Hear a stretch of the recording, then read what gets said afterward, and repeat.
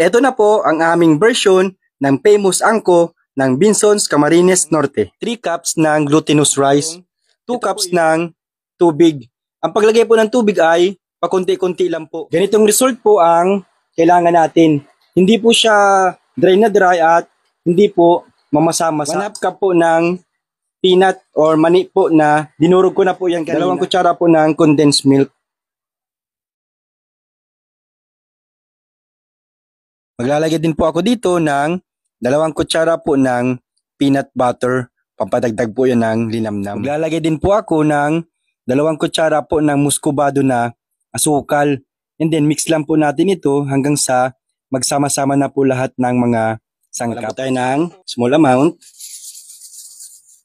Bilugin lang po natin. Nilagyan po natin ng parang butas sa gitna.